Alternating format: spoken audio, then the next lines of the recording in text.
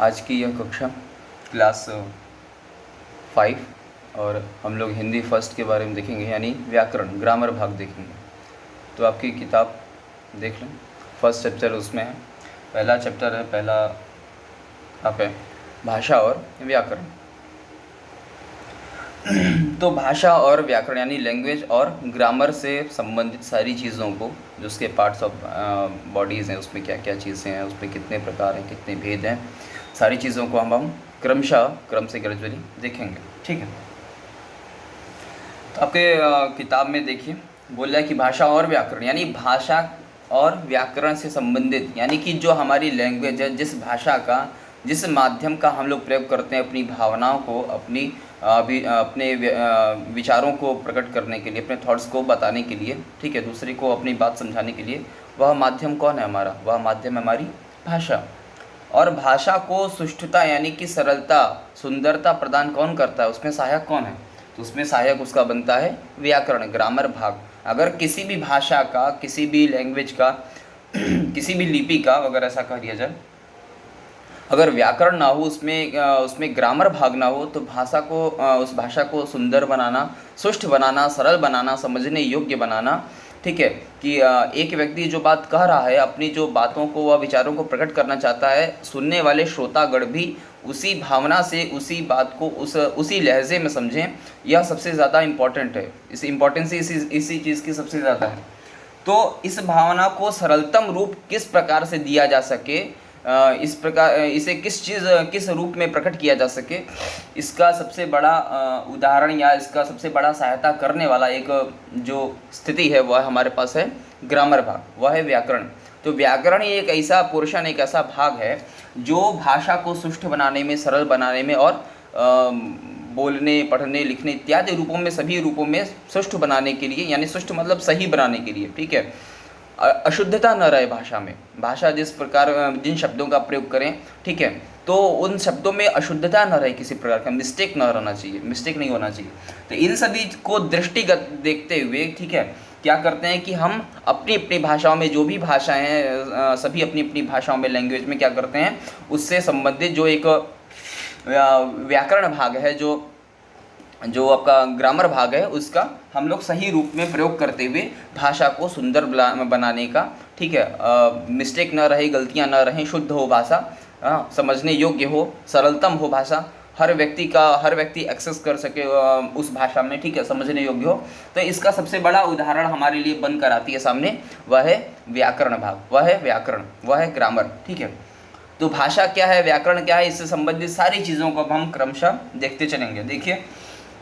जिसमें बोल रहे हैं कि आओ बैठो कर लो बात, हंस लो गा लो लिख लो साथ। आगे बोले कथा कहानी या मन की बात, भाषा देती सब में साथ। भाषा, पहला हमारा जो चैप्टर है उसका नाम ही है भाषा और व्याकरण। तो भाषा क्या है, उसमें कैसे कैसे प्रयोग कर सकते हैं और उसमें क्या क्या चीज़ें हैं, और उसका वो भाषा माध्यम किन किन रूपों में बन रही है हमारे लिए, वह भाषा किन किन रूपों में माध्यम बन रही है हमारे लिए, इसको व्यक्त करते हुए बताया, लिखने वाले ने बताया कि आओ बैठो कर लो बात, यानी कुछ भी बातें करनी है, कुछ आपको अपने विचारों को प्रकट करना हो, कुछ भी किसी को समझाना हो, बताना हो, अपनी बातों को एक्सप्रेस करना हो, तो किसका माध्यम में, कौन माध्यम इसमें बनेगा? उसमें बनेगा भाषा, आपकी माध्यम बनेगी। आप उसका सहारा लेंगे, भाषा का आप सहारा लेकर के अपनी कामों को पूर्ण करते हैं, क्रिया करते हैं। बोले हंस लो गा लो लिख लो साथ, यानी हंसी ठहाके लगाओ, इसमें इन चीज़ों को जानो, और क्या बोले, गा लो और लिख लो साथ, यानी लिखने में भी हम किसी लिपि का जब प्रयोग करेंगे तो वह लिपि क्या बनेगी, वह लिपि भी एक भाषा में कन्वर्ट हो जाती है। संगीत है, जो मधुरता है संगीत में, जो स्वर हैं, वो सारे स्वर है, ये जो संगीत है, किसमें व्यक्त होते हैं, ये भी तो एक भाषा का ही एक रूप लेते हैं। किसी न किसी भाषा में जो भी सॉन्ग्स होते हैं या जो संगीत है, वह भी किसी न किसी अपनी भाषाओं में गाया जाता है।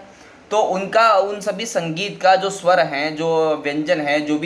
गीत हैं, संगीत हैं, उन सभी में माध्यम कौन बन रहा है? उन सभी में माध्यम बन रही कोई न कोई एक भाषा, जिस भाषा में वह सॉन्ग, वह संगीत, वह गाना गाया जा रहा हो, उस अपने भावों को गीत के माध्यम से, सॉन्ग के माध्यम से, संगीत के माध्यम से प्रकट किया जा रहा हो। फिर बोले कथा कहानी, कोई भी कहानी सुननी हो, स्टोरी सुननी हो, कथाएं सुननी हो, पौराणिक कथाएं हो, आधुनिक कथाएं हो, कैसी भी कथाएं हो, कहानियां हो, निबंध हो, ठीक है। तो इन सभी माध्यमों को बोलने के माध्यम से यानी मौखिक भाषा के रूप में किसी चीज़ को लिख करके प्रकट करना हो, तो इन सभी में कोई न कोई एक लिपि को उस लिपि से संबंधित निर्माण हुई भाषा यानी वह लैंग्वेज ही हमारा इसमें सबसे बड़ी मददगार बनती है। वही हमें सहायता करती है अपने भावों को प्रकट करने में, चाहे हम गीत के माध्यम से अपने भाव को प्रकट करें, चाहे हम निबंध के माध्यम से अपने भाव को प्रकट करें, चाहे कहानी के माध्यम से अपने भाव को प्रकट करें, या किसी कथा के माध्यम से अपने बातों को प्रकट करें, या फिर किसी चीज़ को बोलकर कुछ बातों को, कुछ वाक्यों का प्रयोग करते हुए अपनी बात को हम दूसरे व्यक्ति तक या अपनी भावनाओं को, अपने विचारों को, अपने थॉट्स को क्या करें, समाज तक पहुंचाएं और क्या करें, दूसरे व्यक्ति तक पहुंचाएं। और जिस लहजे में, जिस तरीके से, जिन शब्दों का प्रयोग करते हुए, जिन अर्थों को, जिन भावनाओं को जोड़ते हुए बातें कही जा रही हों, वह भावनाएं ही क्या करें, उन तक उसी रूप में पहुंचे जिस रूप में भावनाओं को, जिन बातों को कहा जा रहा हो, अतः अभिव्यंजित हो सके ये सारी चीज़ें। तो क्या करते हैं, उनमें सबसे सरलतम मार्गदर्शन हमारा करती है, हमें सहायता प्रदान करती है हमारे लिए, वह बनती है हमारी भाषा। और भाषा को सुंदरता प्रदान करने वाला, सुष्ठुता बनाने वाला, सुंदर बनाने वाला, सही बनाने वाला, मिस्टेक ना हो, कोई गलतियां ना हो उसमें, तो उसका सहायता, उसमें भी सबसे बड़ा हेल्पफुल कौन बनता है, मददगार बनता है, तो वह हमारा एक भाग है व्याकरण भाग, जिसे ग्रामर कहते हैं, ठीक है। तो ग्रामर का सिर्फ और सिर्फ एक ही कार्य है कि जिस भी भाषा का अपना अपना व्याकरण, अपना अपना ग्रामर होता है, वह उस भाषा को क्या करता है, सुष्ठुता, सुंदरता और क्या करता है कि शुद्ध रूप प्रदान करता है। उसका सिर्फ एक ही काम है, भाषा की शुद्धिकरण करना, उसको शुद्ध बनाना। कितना ज़्यादा से ज़्यादा हम उसको प्योरीफाई कर सकते हैं, भाषा को शुद्धता कितनी ला सकते हैं उसमें, ठीक है, शब्दों के द्वारा, वाक्यों के द्वारा, ठीक है, अक्षरों के, वर्णों के, ध्वनियों के द्वारा, मात्राओं में, सभी चीज़ों को सुष्ठ बनाना, ठीक है, सुंदर बनाना और शुद्ध रूप प्रदान करना ही भाषा का जो एक अंग है वह है व्याकरण, यह उसका काम है, ठीक है। तो बोले कि मन की बात भाषा देती सब में साथ भैया। तो बोले इसमें क्या क्या चीज़ें साथ दे रही हैं, तो बोले कि जब हमें कोई कथा सुनानी हो, कहानी सुनानी हो, कुछ निबंध लिख कर देना हो, कुछ बातें कहनी हो, या कोई भी बात कहनी हो, या फिर बोले भाषा देती सब में साथ, या संगीत गाकर अपनी भावनाओं को प्रकट करना हो, ठीक है। तो पारंपरिक संगीत भी होते हैं, क्या करते हैं कि अपने देश समाज की स्थिति को, अपनी भावनाओं को व्यक्त करने के लिए क्या करते थे, पहले के समय में संगीत का प्रयोग किया करते थे, वो तो अभी भी होता है, खैर। तो बोले कि भाषा देती सब में साथ, यानी कि इनमें से हम कोई भी क्रिया कर रहे हो, कुछ भी कार्य कर रहे हो, इन सभी में हमारा सबसे बड़ा मददगार साबित होती है वह हमारी भाषा, ठीक है। अगला, तो बोले कि यहाँ देखिए दिए गए चित्र उस समय के हैं, यानी अब हम लोग चित्र के अनुसार चित्र में देख रहे हैं कि एक बालक खड़ा हुआ है, एक पुरुष है, और क्या कर रहा है कि जंगल में इत्यादि में खड़ा हुआ है। क्या हो रहा है, हम लोग देख रहे हैं कि वहाँ पर एक शिला रखी हुई है ब्लैक कलर की, जिस पर कुछ अंक बने हुए हैं, कुछ चित्र बना हुआ है, कुछ ऐसे पिक्चर बने हुए हैं, और उसी के साथ साथ पेड़ के छाल पर, पेड़ की एक डाल पर क्या लिखा हुआ है, शाखा पर, वहाँ पर एक चित्र बना हुआ है, कुछ चिन्ह लिखा हुआ है, कोई लिपि है, क्या है, देखते हैं आगे। बोले यहाँ दिए गए चित्र उस समय के हैं जब हमें आदि मानव कहा जाता था। उस समय मनुष्य को ठीक से बोलना तक नहीं आता था। तो बताइए कि यह जो चित्र में वर्णित किया जा रहा है, जो चित्र में बातें बताई जा रही हैं, जो दर्शाने की कोशिश किया है लिखने वाले ने, लेखक ने, तो बोले कि यह उस समय का चित्र है जब मानव सभ्यता यानी हमारा समाज क्या था, जब मानव सभ्यता क्या हो रही थी, पनप रही थी इस धरती पर। मानव सभ्यता ने प्रथम चरण ही रखा था, यानी कि बहुत ही शुरुआत दौर की बात बता रहे हैं। क्या था, बोले यहाँ दिए गए चित्र में उस समय के, ये चित्र उस समय को, उस काल को, उस टाइम को, उस पीरियड को दर्शाता है, बताता है, उसके बारे में हमें जानकारी देता है। किस समय, तो बोली कि जब हमें आदि मानव कहा जाता था। तो आदि मानव शब्द का मतलब होता है मनुष्य, ठीक है, पुरुष, व्यक्ति, आदमी, मैन। तो बोले वह मानव कैसा था, तो बोले कि आदि माने पहला, फर्स्ट। जो कोई व्यक्ति फर्स्ट हो, प्रथम हो, पहला हो, उसको कहते हैं आदि, पर्यायवाची शब्द है आदि। तो बोले कि आदि माने पहला, तो पहला कौन था, मानव, ऐसा पुरुष, ऐसा व्यक्ति जो पहला था, यानी कि इस संसार में जिस पहले पुरुष ने जन्म लिया, कदम रखा इस धरती पर, उसका जन्म हुआ, ठीक है। तो उसने तो यानी कि जो मानव सभ्यता जब इस पृथ्वी पर उत्पन्न हुई, जब उसने जन्म लिया, ठीक है, उसके उसके आंशिक रूप यहाँ पर उत्पन्न हुए, तो बोले कि जो है क्या कहते हैं, जब मानव सभ्यता उत्पन्न हुई तो वह क्या थी, बहुत ही निसहाय थी। उसके पास किसी प्रकार को अपने बातों को एक्सप्रेस करने का कोई माध्यम नहीं था,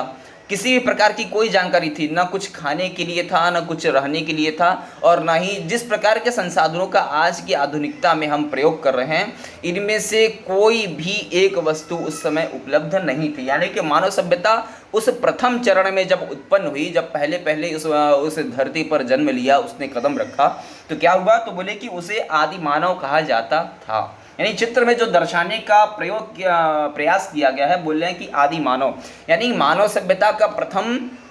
स्पंदन,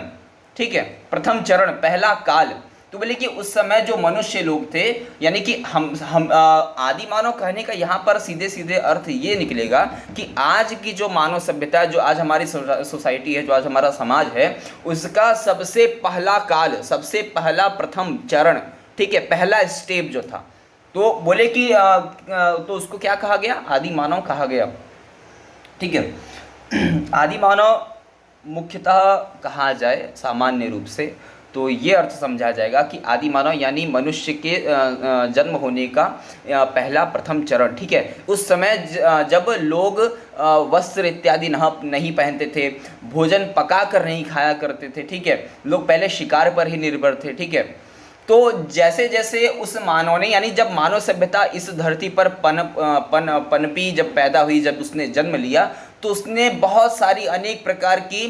उल्टी सीधी अनेक प्रकार की क्रियाओं को करते करते करते करते अभ्यास करते करते बहुत सारी चीज़ें जब उसके सामने आती गई, उसे अनेक प्रकार के जब ज्ञान होते गए, चीज़ों के बारे में उसे पता चलता गया, तब क्या किया उसने, जैसे जैसे क्रियाओं को किया और जैसा उस क्रिया के द्वारा जैसा रिस्पांस मिलता चला गया, वैसे वैसे ही मानव सभ्यता विकसित होती चली, मानव सभ्यता का विकास होता गया। यानी उन जो आदि मानव थे, जिन्हें किसी प्रकार का कोई ज्ञान नहीं था, उनके पास कोई भी संसाधन नहीं था, यानी किसी चीज़ की उन्हें आवश्यकता होती थी तो अपने कामों को आवश्यकता थी ही नहीं असल में, ऐसा कहा जाए।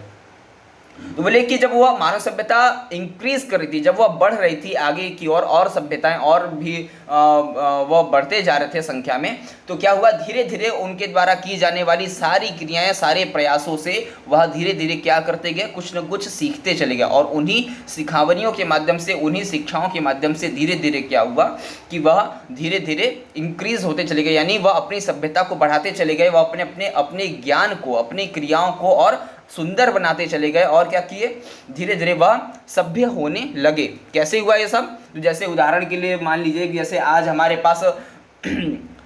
ईंधन है, गैस है, हम किसी चीज़ को कच्चा नहीं खाते, हम किसी चीज़ को पका कर खाते हैं, हम बिना कपड़ों के नहीं रहते, हम कपड़े पहन कर रहते हैं, हम अपने बालों को झाड़ते हैं, ठीक है, हम किताबों को पढ़ते हैं। तो ये जो सारे संसाधन आज के समय, हम कपड़ों का निर्माण करते हैं, सूत बनाते हैं, धागा बनता है, उन धागों को पिरोया जाता है, वो धागे एक दूसरे से जुड़कर एक नए कपड़े का, एक नए वस्त्र का निर्माण करते हैं। आज हमें कोई भी चीज़ खानी होती है तो हम उसे धोते हैं, पकाते हैं, उनमें मसाले डालते हैं, उनमें नमक इत्यादि डालते हैं, तो अपने खाने के योग्य बनाकर तब उसे आहार के रूप में, भोजन के रूप में लेते हैं, ठीक है। और बहुत सारे असीमित संसाधन आज हमारे पास उपलब्ध। तो कहने का मतलब ये है कि जब मानव सभ्यता ने जन्म लिया तो उसे खाने का कुछ भी ज्ञान नहीं था, न ही वस्त्रों का ज्ञान था, किसी चीज़ का ज्ञान नहीं था। तो हुआ कि जब जैसे जैसे वो क्रियात्मक करते थे तो वैसी वैसी जब उनके साथ घटनाएं घटती जाती थी, जब जैसा किसी भी क्रिया को करने से उन्हें ज्ञान होता था, तो वह उन क्रियाओं से जो रिस्पांस मिलता था उन सभी के द्वारा वह अपना ज्ञान अर्जित करते जाते और अपना ज्ञान बढ़ाते जाते थे, और वो धीरे धीरे इन चीज़ों को बार बार करने का प्रयास करते थे ताकि वह उनके सभ्यता में उतरने लगे, वह उस चीज़ का दैनिक रूप से प्रयोग करने लगे। जैसे आज हमें किसी चीज़ को पकाना है, कुछ भी खाना होता है तो हम ईंधन जलाते हैं, गैस जलाते हैं, अग्नि जल जाती है, आग लग जाती है और हम उसे आराम से बहुत ईजिली पका कर खा लेते हैं। लेकिन उसमें कुछ पकाने के लिए था तो पहले लोग क्या करते थे, कुछ खाने के लिए था तो पेड़ पौधे की पत्तियां खाते थे, कुछ फल फूल, उस समय पेड़ पौधे तो भाई थे ही, तो पेड़ पौधे की पत्तियां खा लेते थे, फल फूल खा लिया करते थे, जो भी उन्हें कुछ पेट में भरने लायक मिल जाता था वह खा लिया करते थे। इसी तरह क्या हुआ जब उन्होंने क्या किया, कई बार कुछ पशुओं को खा लिया, कुछ कच्ची सी चीज़ें खा ली। तो कभी इस तरह से करते करते क्या हुआ कि कभी देखा कि दो आपस में पत्थर टकराए तो आग लग गई। हाँ, पेड़ों से क्या हुआ कि पेड़ों से फल तोड़ तोड़ के खाते, कभी बहुत तेज हवा चली तो देखा कि पेड़ से अपने आप फल फूल गिर रहे हैं, तो उन्हें ज़्यादा तोड़ने का प्रयास नहीं करना पड़ता था। पेड़ों पर बार बार अब उन्होंने क्या करिए, धीरे धीरे शिकार करना सीख लिया था। तो क्या करते हैं कि अब वो जब कुछ पशुओं को खाना हो, कुछ भी करते थे तो शिकार करना धीरे धीरे सीख लिया। धीरे धीरे उसी तरह करते करते उन्होंने हथियार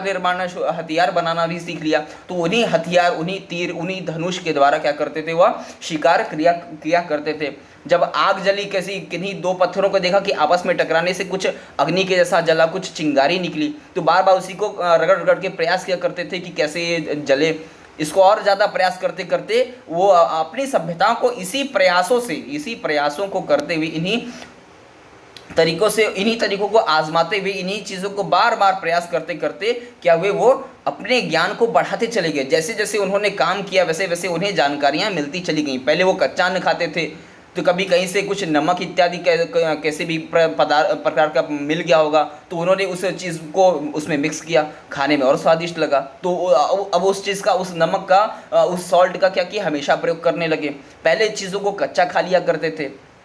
क्योंकि वो हैबिट में थी, लेकिन जब कोई चीज़ देखा कि जंगल में कभी आग लग गई, दावाग्नि लग जाती है भाई। हाँ, जंगल में कभी ऐसा आग लग जाता है, जैसे बताया कि दो पत्थर, जब बड़े पत्थर आपस में टकराते थे तो चिंगारियाँ निकलती थी, और जब पत्ते सूखे हो तो फट से वो आग पकड़ लिया करते थे पत्थरों के रगड़ जाने से। और जब बड़ी बड़े जंगलों में आग लगती थी तो क्या होते थे, कई सारे पशु उसमें ही झुलस कर जल जाया करते थे। तो कभी ऐसा हुआ कि वो जंगलों में बहुत सारे कुछ पशु जल गए। जब वह अग्नि समाप्त हुई, जब वो गए आदि मानव, यानी कि जो पहले के उस समय के पुरुष थे, जो सभ्यता थी, जो समाज था, वो लोग जाते तो देखे कि यहाँ पर पशु जल गए। अब उन पशुओं को पहले वो कच्चा ही खाया करते थे क्योंकि शारीरिक क्षमता थी, कोई दिक्कत नहीं होता था। लेकिन जब एक बार जला हुआ पशु देखा तो उनको समझ में आया कि ये वही पशु है जो हम खाया करते हैं, तो उन्हीं को उठा करके फिर से खाना किया। तो देखा कि अरे जले हुए तो और स्वादिष्ट लग रहा है, कच्चा खाने के हिसाब से ये जो जल गए, जो आग, वो जो चिंगारी निकली थी उससे जो जला है ये, वह और स्वादिष्ट लग रहा है। तो अब क्या किए कि अब जब जंगल में आग लगेगी तभी हम वो पका हुआ मिलेगा, इसके सहारे अपना बैठा क्या किया कि अब खुद से दो पत्थरों को रगड़ रगड़ के उसे जलाने का, उसे पकाने का, उसे खाने योग्य बढ़िया और स्वादिष्ट बनाने का प्रयास कर। तो इन्हीं प्रयासों को करते करते क्या हुआ कि मानव सभ्यता को जैसे जैसे अपने द्वारा किए गए प्रयासों से जैसी जैसी जानकारियाँ मिलती चली गई, उन्हीं जानकारियों को वह जुटाए संजोए रखते हुए और आगे बढ़ते चले गए। और इतनी जानकारियां आज हमने जुटा ली, इतनी सभ्यताओं को विकसित कर लिया, इतनी टेक्नोलॉजीज को हमने विकसित कर लिया है कि आज हम इस चरम अवस्था पर शायद आकर पहुंच चुके हैं। ठीक है, तो बोला कि जब उस समय मनुष्य को ठीक से बोलना तक नहीं आता था। खैर हम लोग भाषा और व्याकरण के बारे में बात करते हैं, ये तो कुछ सभ्यताओं की हमने सामान्य जानकारियां ले ली। तो बोले कि उस समय मनुष्य को ठीक से बोलना भी नहीं आता था। तो बोले कि जब ये सारी चीज़ें तो हो ही रही थी साथ में, लेकिन ये भी होता था कि जो आज हम अपनी भाषा का प्रयोग कर रहे हैं, जिन चीज़ों को हम बहुत सरलता से ईजिली अपनी बातों को कह जाते हैं, कुछ चीज़ों को लिख कर बता देते हैं, बोल कर समझा कर बता देते हैं, इन चीज़ों की आवश्यकता उस समय भी थी। इन सारी चीज़ों की आवश्यकता हमें उस समय भी थी, लेकिन कुछ इस चीज़ को व्यक्त करने के लिए हम कर नहीं पाते थे, क्योंकि जो आज ज्ञान है, वह ज्ञान, ये जो नॉलेज है, ये जो जानकारियां हैं, वह उस समय विकसित न हो पाई थी। इस चीज़ का उन्हें भान ही नहीं था, उन्हें जानकारी ही नहीं थी कि ऐसी भी कोई वस्तु, ऐसी भी कोई माध्यम है जिसका हम प्रयोग करते हुए कुछ कर सकते हैं। तो बोले कि उस समय मनुष्य को ठीक से बोलना नहीं आता था। तो जब बोलना नहीं आता था, शब्दों का ज्ञान नहीं था, कोई अक्षर नहीं थे, कोई लिपियाँ नहीं थी, कोई चिन्ह नहीं थे, क ख ग घ ABCD इत्यादि, कोई भी 1 2 3 4 कुछ भी भाषा, कोई भी अंक, कुछ अक्षर, ध्वनियाँ, लिपियाँ नहीं होती थी, नहीं थी, विकसित नहीं हुई थी। उन्हें उस चीज़ का ज्ञान नहीं था कि ऐसी भी कोई वस्तु, ऐसी भी कोई सामग्री है। तो क्या करते थे, वह अपनी बातों को सामान्यतः शायद उनमें इतना विकास हो चला था, वह इतने विकसित अब हो चुके थे कि वह क्या करते थे, अपनी बातों को एक्सप्रेस करने के लिए, समझाने के लिए इशारों का प्रयोग किया करते थे। जैसे हाथों के माध्यम से इशारा करना, ठीक है, ठीक है, और आंखों के द्वारा इशारा करना, ठीक है, कुछ ऐसे इशारे किया करते थे जिससे वह जो अपनी बात को कहना चाहते थे और जो दूसरा व्यक्ति होता था वह उन इशारों के माध्यम से, चाहे वो आंखों के द्वारा इशारा किया गया हो या हाथों को हिला करके, हाथों के द्वारा कुछ ऐसे बना करके, कुछ दिखा करके इशारे किए गए हो, वो संकेत जो दिए जा रहे थे अपनी बातों को कहने के लिए कि कुछ ऐसा करो, किसी चीज़ को निर्देशित किया जा रहा था, तो किया जाता था। तो इन सभी माध्यमों के लिए वह क्या करते थे, संकेत, इशारों का, ठीक है, प्रयोग किया करते थे। क्यों? क्योंकि उस समय भाषा, यह ज्ञान, ये जो लिपियां हैं, ये जो भाषा, ये जो नॉलेज है, यह विकसित नहीं हो सका था। क्यों नहीं विकसित नहीं हुआ? क्योंकि उनको इस चीज़ का भान ही नहीं था, ज्ञान ही नहीं था, नॉलेज ही नहीं थी। फिर तो आगे बोल रहे हैं कि इसीलिए वह इशारों से अपनी बात दूसरों को समझाता था। तो वह आदि मानव, जो आदि पुरुष थे, वह जो आदि सभ्यता थी हमारी, जो जंगलों में ही रहा करते थे, जंगल ही उनका घर था, और जो उस प्रकार की सभ्यताओं में जीवन यापन कर रहे थे, जीवित रह रहे थे, ठीक है, वह ग्रो कर रहे थे, बढ़ रहे थे, धीरे धीरे सभ्यता को अपने अपने वृद्धि की ओर ले जा रहे थे। तो क्या करते थे, उनके पास इन सारी चीज़ों का ज्ञान नहीं था, तो क्या करते थे, वह अपने सारी बातों को इशारों के माध्यम से, संकेतों के माध्यम से व्यक्त किया करते थे, अपनी बात दूसरों को पहुंचाया करते थे, अपनी बात अपने समाज के, अपने सोसाइटी के लोग, उस समय जो सभ्यता थी, जो समाज था, उन तक अपनी बातों को एक्सप्रेस किया करते थे, समझाया करते थे, इन्हीं संकेतों, इन्हीं माध्यमों, इन्हीं इशारों के सहायता से। तो बोले कि धीरे धीरे मनुष्य ने अपने विचारों को प्रकट करने के लिए पत्थरों, चट्टानों, पेड़ की छालों आदि पर कुछ संकेत और चिन्ह बनाने शुरू किए। अब एक तरह से मान लिया जाए कि कुछ 100 साल बाद, 200 साल, 300, 400, जितने भी सालों के बाद, जब इतना टाइम उस मानव ने इस पृथ्वी पर उन जंगलों में कार्यों को करते हुए, जीवन यापन करते करते, और धीरे धीरे मानव सभ्यता और बढ़ती गई, पॉपुलेशन बढ़ता चला गया उस समय धीरे धीरे, तो इन सभी चीज़ों को देखते हुए, करते हुए क्या किया कि जब लोगों को वाकई में इस चीज़ को बहुत अपने आम दिनचर्या में बहुत ज़्यादा इस चीज़ की ज़रूरत समझ में आने लगी कि हम अपनी बातों को समझाएं कैसे,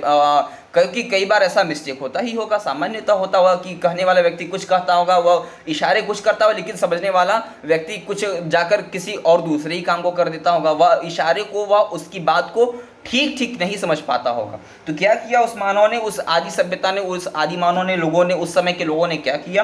तो बोल रहे हैं कि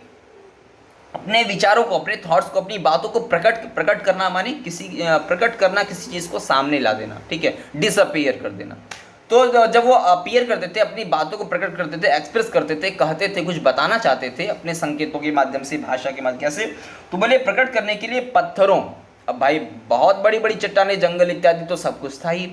पेड़ होते थे, पेड़ों की छालों, जो उनकी शाखाएं होती थी, जैसा कि इस चित्र में बना हुआ है कॉपी में, तो पेड़ की बड़ी बड़ी जो छालें होती थी, यानी कि उनके जो हिस्से होते थे, उनकी जो शाखाएं होती, जो जड़ हुआ करते थे, तो उन पर और पत्थरों पर बड़े बड़े जो चट्टान हुए थे, जहाँ पर साफ चट्टान हो, जहाँ पर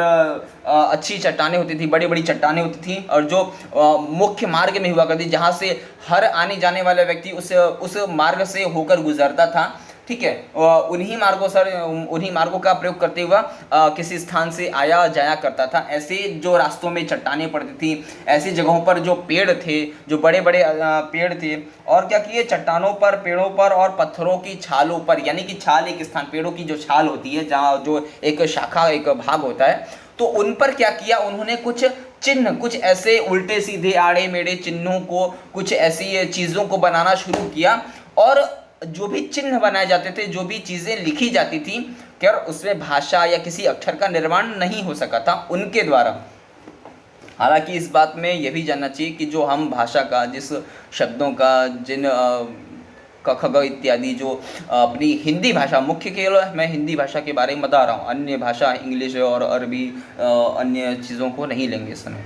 तो बोले कि जो अपनी भाषा है, जो अपना माध्यम है, तो जैसा कि आप सभी जानते हो कि अपने जो हमारी हिंदी भाषा है, जो देवनागरी भाषा है, जो देवनागरी लिपि है, जो संस्कृत भाषा है, ये सबसे प्राचीन है। यह इस सभ्यता के विकसित होने से पहले भी विद्यमान थी, लेकिन हालांकि उस समय लोगों को, आदि मानव को जानकारी, जैसा कि बताएं कि जानकारी न होना, क्रियाओं को प्रयास करते करते वह चीज़ों को देखते गए, सामने आती गई, तो वैसा ही उन चीज़ों को वह एक्सेप्ट करते गए और उन्हीं चीज़ों से बढ़ते बढ़ते उन्हें अनेक प्रकार के ज्ञान भी होने लगे। तो बोले कि अपने चिन्हों को क्या किया, अपने पत्थरों, चट्टानों की, पेड़ों की छालों आदि पर कुछ संकेत और चिन्ह बनाने शुरू किए। तो जो मुख्य मार्ग हुआ करते थे, जो बड़ी बड़ी चट्टानें जहाँ से लोग आमतौर पर गुजरा करते थे, आते जाते थे, ऐसे मार्गों को, ऐसी जगहों को, ऐसी चीज़ों को उन्होंने चिन्हित कर लिया, समझ लिया, और ऐसे जगहों पर कुछ चिन्हों को, कुछ ऐसे अक्षरों को, अब कुछ भी उस समय कह सकते हैं कि ऐसे कुछ चिन्ह हुआ करते थे, आड़े टेढ़े मेढ़े कुछ भी ऐसे चिन्ह हो सकते हैं, तो उन चिन्हों को, उन संकेतों को, उन चीज़ों को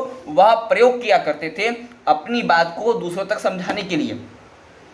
कुछ दिशा निर्देश देने, कुछ इंस्ट्रक्शन देने के लिए। ठीक है, तो क्या करते थे, जब उन्होंने कुछ ऐसे चिन्हों का, किसी भी एक चिन्ह को, जैसे मान लीजिए उन्होंने प्रयोग किया, कुछ भी ऐसे चिन्हों का उन्होंने ऐसे कुछ करके चिन्हों का, किसी चिन्ह का उन्होंने प्रयोग किया, तो क्या हुआ कि जब वो किसी चिन्ह का प्रयोग किया करते थे तो वह उस चीज़ को निर्धारित कर देते थे, यानी कि उस चीज़ को पूर्ण रूप से सभी को समझा दिया करते थे कि जब भी किसी जगह पर ऐसा कुछ करके ऐसे लिखा हो, या किसी जगह पे ऐसा कुछ लिखा हो, कुछ भी किसी प्रकार का चिन्ह बना हो, तो क्या करेंगे, उस चिन्ह के द्वारा केवल इसी बात को, इसी चीज़ को समझा जाए, इसके अतिरिक्त, इसके अलावा और किसी चीज़ को न लिया जाए, इसके अलावा और किसी चीज़ को न समझाया जाए। अगर ऐसा चिन्ह बनाए तो इसका मतलब होगा कि आप सीधे जाइए, या किसी भी एक निश्चित चिन्ह के द्वारा किसी एक ही बात को कहा जाता था। ठीक है, तो इस तरह के चिन्हों का प्रयोग करते करते, हर चीज़ को एक उन्होंने निर्धारित करते करते कई प्रकार के तो कई प्रकार के उन्होंने चिन्हों को क्या किया कि निश्चित करते गए, और इस तरह के कई सारे चिन्हों को उन्होंने बनाकर एक समूह चिन्हों का, एक जैसे एक कली उन चिन्हों की एक वर्ण, एक माला प्रकार का, एक जैसे हिंदी वर्णमाला, उसी तरह एक चिन्हों की माला, एक समूह उन्होंने बनाकर तैयार कर लिया। और उन सभी चिन्हों के द्वारा क्या करते थे, इन सभी चिन्हों से हर एक बात को निर्देशित कर दिया गया, निश्चित कर दिया गया कि जब इस तरह का चिन्ह बना हो तो इस चीज़ के बारे में जाना जाए, यह काम किया जाए, जब इस तरह का चिन्ह बना हो तो दूसरा काम किया जाए, जब इस तरह का चिन्ह बना हो तो तीसरा काम किया जाए। तो इस तरह की बातों को उन्होंने एक निर्धारित कर दिया, और उन सभी चिन्हों को आम जनता में, उस समय की जो आम समाज था, जो जन समूह था, जो जनमानस था, जो लोग थे, जो सोसाइटी थी, उन सभी में वो ज्ञान को, उस नॉलेज को उन्होंने विकसित किया, सभी को ये चीज़ बताया, समझाया। तो देखिए, पढ़ने की सभ्यता, समझने की, अपनी बात दूसरों को समझाने की, कहने की जो ये धारा है, जो परंपरा है, जो बात है, ये उस समय से शुरू हो चली थी कि अब लोग किसी चीज़ को समझने का प्रयास करने लगे थे, सीखने लगे थे कि जब ऐसा बना हो तो इसी काम को किया जाए, इसी चीज़ को समझा जाए, इस तरह से।